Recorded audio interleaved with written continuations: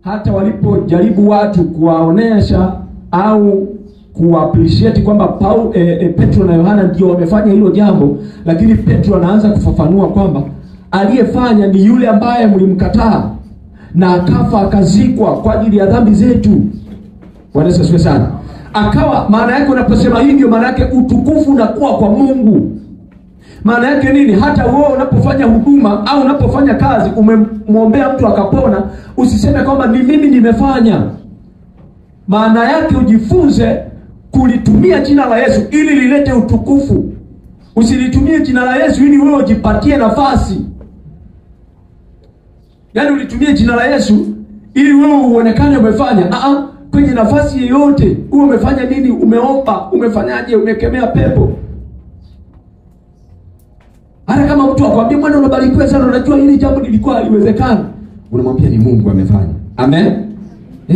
Usiseme kama ni mimi ndio nimestahili kweli nimefanya.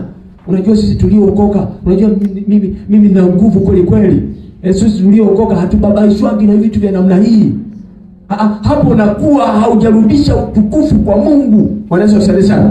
Unapofanya au unasema kwa hata kama mtu akwambia unajua bwana mtumishi wa Mungu, yani umefanya hili jambo lilikuwa haliwezekani kabisa, unamwambia ni Mungu ndiye amefanya.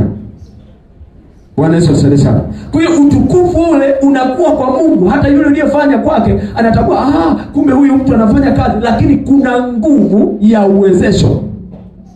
Kwa hiyo hata vile anavyojisikia moyo wake wa shukrani, anasema basi ninamshukuru Mungu huyo aliyesema. Bwana Yesu asifiwe sana. Hata kama hamjui Mungu, lakini akishaona matokeo, umemponya au umemwombea akapona, alafu kamwambia ni Yesu ndio amefanya, jua kwamba Yesu ndiye alikuja kwa ajili ya watu wa namna hii. Kwa hiyo hata yeye moyoni mwake anakuwa na kumbe huyo Yesu ndiye amenisaidia. Moyo wake unakuwa unamtukuza. Bwana Yesu asifiwe sana. Kwa hiyo jifunze kulitumia jina la Yesu ili lilete utukufu kwa Mungu. Maana yake wewe jitahidi kunyenyekea, kwa sababu wewe umetumiwa tu na Mungu ili kufanya hiyo kazi. Na ndio maana Petro na Yohana walitumiwa na Mungu. Kwa nini? Walikuwa na nguvu ya Mungu, wakakubali kutumiwa na Mungu, wakachukua hayo maamuzi ya kutumiwa na Mungu. Baada ya kutumiwa na Mungu wakasema, Petro pale amefafanua vizuri, anaanza kusema ndio yule ambao mlimkataa akafa akazikwa ndiye aliyefanya haya. Sasa kama amefanya haya, tubuni sasa mrejee ili mumwamini. Unajua wakati mwingine inakuwa ni rahisi, kama ukishapeleka utukufu kwa Mungu, inakuwa ni rahisi hata kama mtu hajamwamini Mungu, anaanza kupata shauku ya kumwamini Mungu. Kwa nini? Kwa sababu matokeo ameyaona, alafu wakati huo umepromote Mungu au umepromote jina la Yesu kupitia kile ulichokifanya. Bwana Yesu asifiwe sana. Ilikuwa ni rahisi sana hata kama mtu alikuwa hajaokoka, hata kama ni iwe kawaida, yani kwamba mtu kuna kiwete pale, alafu akatokea kaponya, alafu watu wanapokuja kushangaa toka sehemu mbalimbali, alafu mtu wa Mungu anahubiri anasema kwamba jamani, aliyemponya ni Yesu. Inampasa kama mtu hajaokoka amkabidhi Yesu.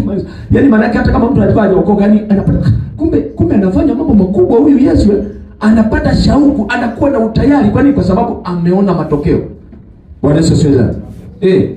Lakini jambo lingine linasema, mambo ya kujifunza, nasema unapomsaidia mtu utambue kwamba Yesu ni zaidi ya msaada. Hii ni Edayo TV Online. Sikiliza neno la uzima, baki njia kuu.